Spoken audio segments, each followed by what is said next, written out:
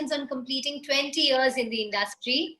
You started off as an actor and today you are a producer, a successful one at that, with Lakshmi doing very well on OTT. Hello and welcome. Hi, how are you? Nice to speak to you. It's been a while. It has been a while, but today we're going to take it back right to the beginning. Mujhe Kuch Kehna Hai released on May 25th, in fact, and you debuted with Kareena Kapoor. All the songs were a rage. What are your memories of that time?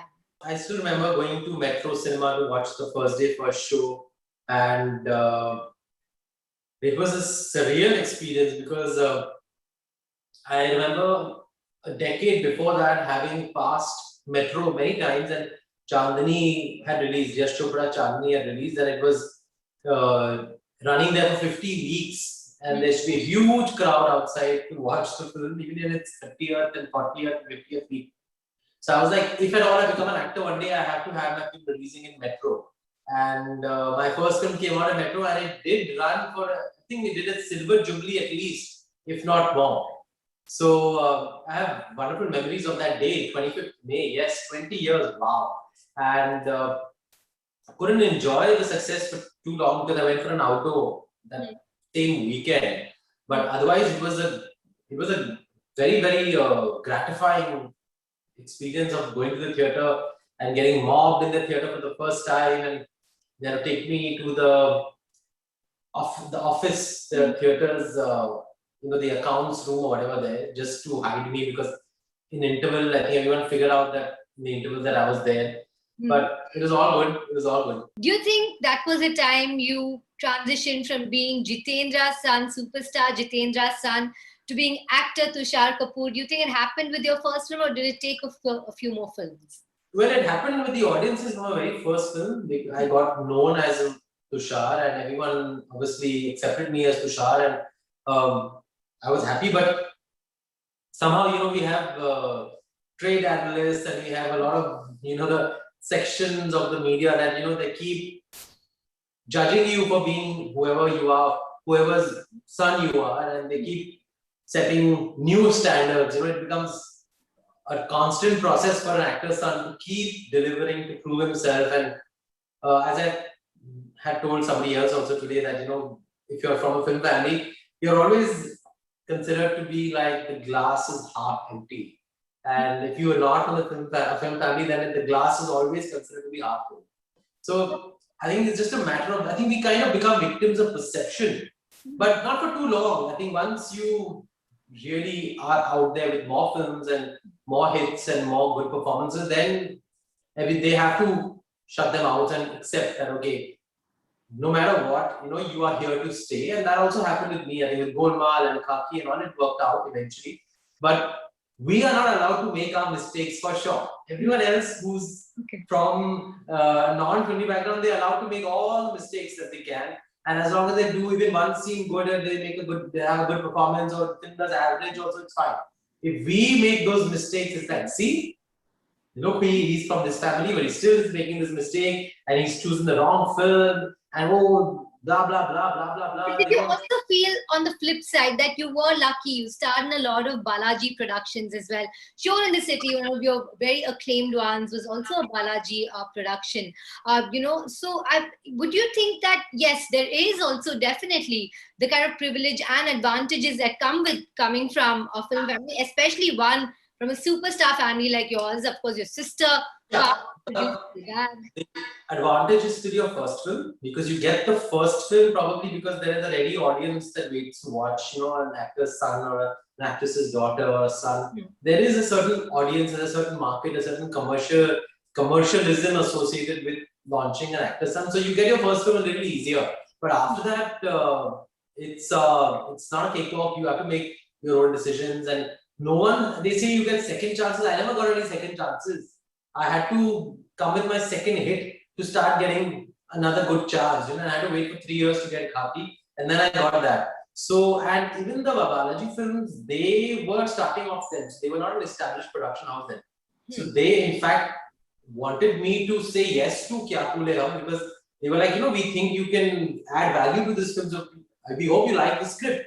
So even their films are not like given to me on a platter. It was very much You had to work for that as well, is it? You had to work for Balaji I Productions. had to do Gayab, I had to do Khaki to be offered those films. Then Sangeet ji told Ekta that let's go to Tushar with this film. And there were other heroes who were offered before me. Okay. And they had said no. And then they said that, okay, let's try this film with him. Yeah, my first film, I'm sure I must have gotten a little, gotten it a little easier. I didn't really have to audition for my first film. I'll be very honest about that. They met me once. They said, you suit this character, you look this character, and we want you to do this film. And it'll be great to have Chituji's son in this movie also, and that will become also an added advantage to it. So that was fine. But uske baad, there are no free lunches. You had to work. Okay, you know, my theatrical memory of yours was going when I was younger to watch Kya Dil Ne Kaha, I think, and being very excited when Nikamma Kia's Dil Ne came out. So, do you remember that song in your dancing days as well? Yes, yes, of course. I remember those days, and I was lucky enough that even in some films that didn't work initially, the music did well, like Kya Dil Ne Kaha Ho, Kya Dil Ne Kaha, or Kuch To Hai had Ding Dong Ding. Jeena Sirf Mere Liye had some good songs, and even Ye Dil had one very nice song, and those songs did well. So, yeah, lots of gratitude. I think I have great memories of my early career life, but it was only with Khaki that things turned around for me, honestly.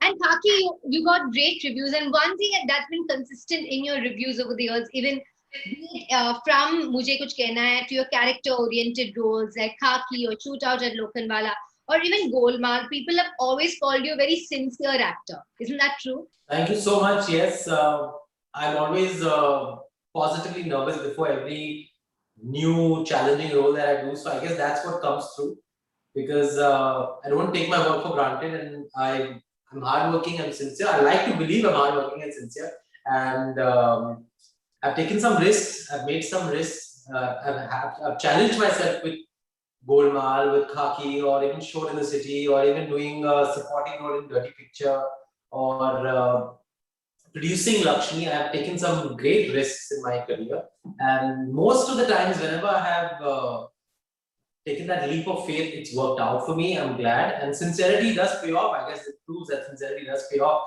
But yes, it's not been easy. I've had some dull phases also in my career, which we all actors have to go through. There's no escaping all of that.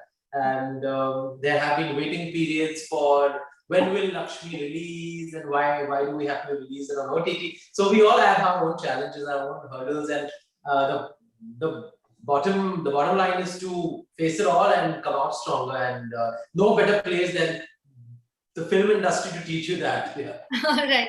You know, in the beginning of your career, social media wasn't so big, right? You had Orkut and Facebook here and there, but not much. Do you think you could have been able to handle the social media criticism that goes on now, the trolling that goes on now, had it been there at the beginning of your career, or do you think it could have been a boost for your career? How do you think that would have panned out?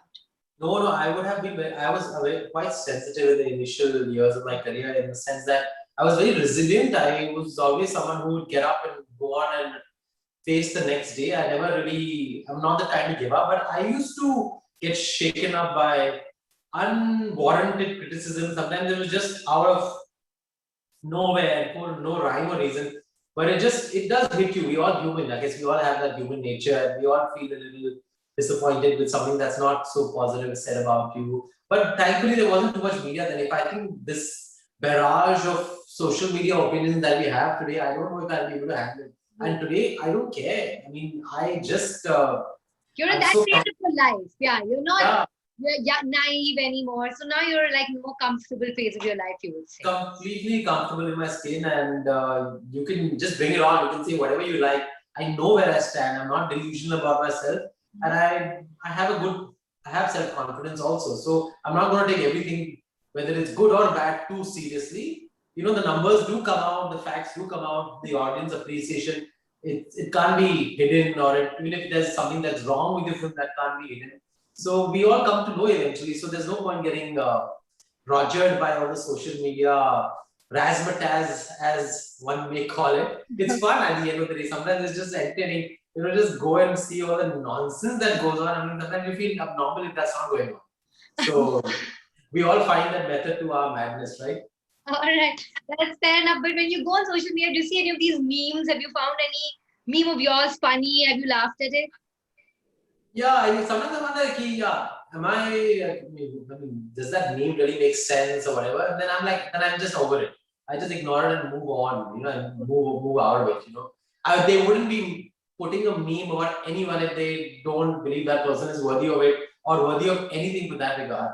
So if I have a meme, I've never seen a meme really, but if I have some bad joke about me or something that really started to put me down, then I really feel like I'm on some pedestal, at the end of the day that I must be on some sort of a pedestal, which I don't really believe I am on. But they must be thinking that to have me, brought down in that manner. You have to be up there to Talking be about brought it, down. even. But, Yeah. you said that you had some dull phases in your career. That time, did you ever think about shifting to maybe TV production? Because your sister Ekta has always been consistently doing well. So, did you ever think about dabbling into production earlier as well when you had a dull phase in your career? No, never, because even whenever I probably even thought of, okay, maybe I should do production now, maybe I should, you know, try something else out, some new opportunity would come up and I'd just get the chance to bounce back at least. Like when Golmaal happened or when uh, Shore in the City happened, I was going through, there was a recession and I didn't have any movies in that year. But then eventually Shore in the City happened and then Dirty Picture happened and then Kya Phule Hum again happened. So I understood at the end of the day that these are phases that you can't avoid. And there's always going to be a turning point and you'll be back. So that's also part of the game and I understood that fact of the industry. Otherwise, just very grateful and thankful to all you guys. No matter which phase I went through, you have always been there. You have always believed in me more than even the producers and directors. You all have always wanted to feature me, interview me, and I guess you all are part of the audience also. More than the industry people, you guys are part of the audience. So I'm thankful to you guys to keep for having kept me alive through thick and thin. Maybe that's why I'm here today. You've been very interesting over the years, which I have to say. In 2015, if I remember right, when Kya Cool and Hum 3 had come out, you had said you would continue doing sex comedies or adult comedies, and that, since people like you in the genre, why should you stop? But now that you're the father of a young boy, will you still continue? Not because I'm a father of a young boy, but I don't think people really take to adult comedies, at least not the wider audience, the family audience has a lot of issues with that genre, and there are a number of people who like it also. So it has to be done very, very, very cleverly. Like we did it first, the second time we did it quite cleverly. Like it wasn't really forced. It was kind of blended in with the other elements of the film pretty well, and they were funny films that happened to be adult comedies, and they were not out and out adult comedies screaming out loud that okay, hey, look here, we are an adult comedy. That doesn't work because then it kind of puts people off. So I won't say never say you can never say never because if something really interesting comes up like Kya Phule Hum 1 or Delhi Belly or something like that, and they are adult comedies at the end of the day, but they were made quite cleverly and made quite tastefully. So I will give it a shot again, but who knows when? It's I think people are a little tired of those films, and I think I'm happy doing horror comedies. Are the Now with Lakshmi, yes, of course. But in Golmaal 5, will we see you? I hope I am offered to be part of it once again, and I hope it gets made very soon. Probably after the lockdown, when Corona isn't there, everybody wants to see happy films. I think Golmaal 5 will be the right form of medicine, but I don't know when Rohit ji is planning to make it. But if he does, I would definitely want to be part of it, and it's part of my life now. I think I'll feel incomplete if there's no Golmaal in another 5 years. Yeah.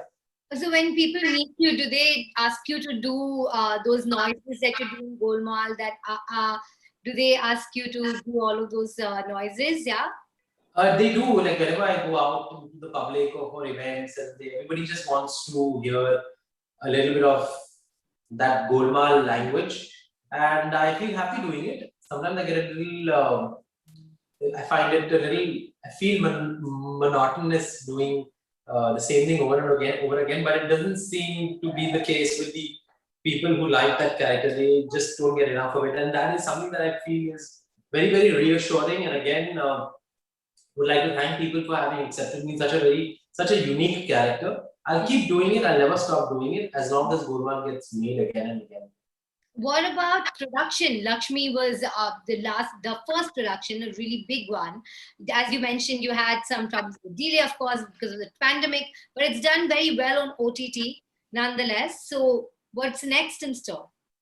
Well, yeah, I'm very happy with the response to Lakshmi, and I think we kind of managed to change the rules of the game, and now people understand what OTT views are all about and how you get those views out. I mean, there are top 5 charts for OTT viewership, and satellite ratings are taken seriously now after Lakshmi, because Lakshmi's done very well on satellite also. So now I have another film, Mareeth, will probably come this year, and I'm sure it will be an OTT release given the situation. And I don't feel bad about that anymore because of Lakshmi, because now we get that validation from an OTT release also. And we're learning to do things differently here in India as well.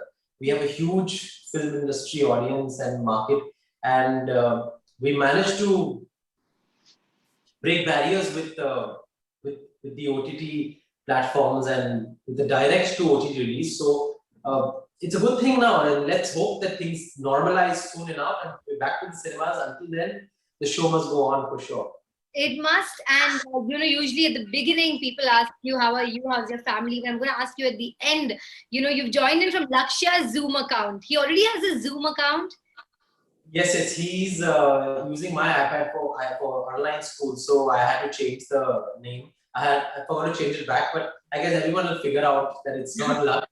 And from his next academic year, I'll have an laptop for him. There's a laptop that I'll open, so then I'll get my iPad back and I'll have to change him back.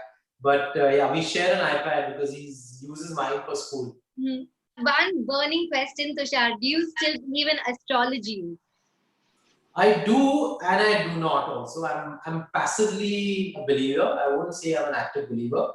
I did change my name 20 years back. I think this is the anniversary of my new name also. So I did change my name 20 years back and I added an S to it. You added some X's to Lakshmi? For Lakshmi also we added, because the bomb was removed, so we made Lakshmi with 2 eyes. So yes. So it's not that I don't know the science behind it, but if someone is suggesting it, then why not? I mean, in that sense, I'm kind of, okay, it's okay for me. It's not that I do believe it, like I have to do it or I will not do it. Either ways, I'm not an extreme where astrology is concerned. I'm okay with it. And I think there is a science behind it. So maybe we're not fooling ourselves by doing these things, but to each his own. Tushar, only now we've got the grasp of your spelling. Please don't change it again. That's one request. Thank you. Only now we've got the grasp of your spelling, Okay. The right spelling. So please don't change it again. That's a request from the media. Same. It's the same. That's excellent. And we hope to keep writing about you, keep talking to you for the next 20 years. Thank you so much for joining me today. Thank you so much. You're very sweet. You're very kind, and stay safe. You stay safe too. Thank you. Get vaccinated. Get vaccinated. The wait is on. The wait is on.